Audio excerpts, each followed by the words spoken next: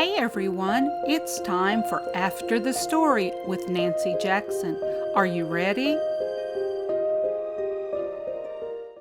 The moment that Sharon had been dreading confronted her when Bill mentioned finding Molly Sue a semi-permanent home.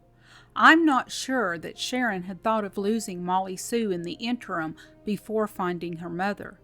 To her, that was the next step, which would have been difficult, but understandable.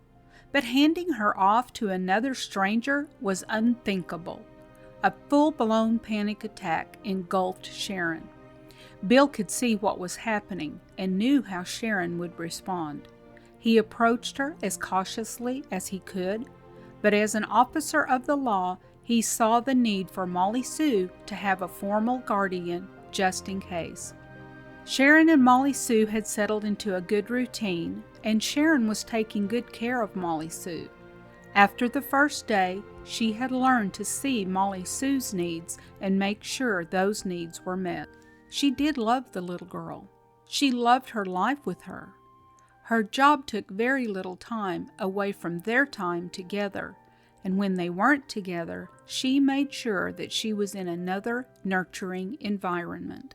Molly Sue was happy and healthy, so it only made sense for her to stay where she was and for Sharon to be her temporary guardian.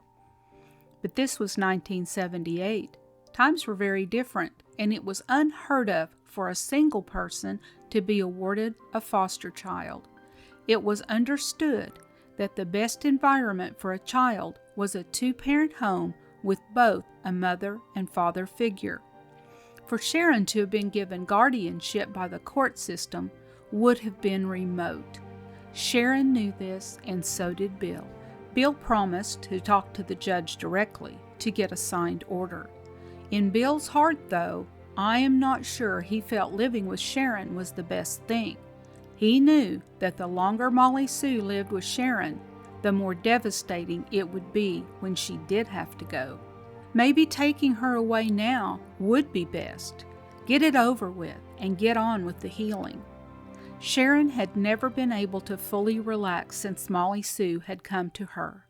She loved their time together and wallowed in the joy of it all. But to be honest, she felt the impending doom of losing her. It never went away and grew more daunting every moment. Thank you for listening. Be sure and subscribe to this podcast, plus my other podcast, The Story with Nancy Jackson, where you will hear the actual, professionally narrated novel that syncs with After the Story. Link is in the notes.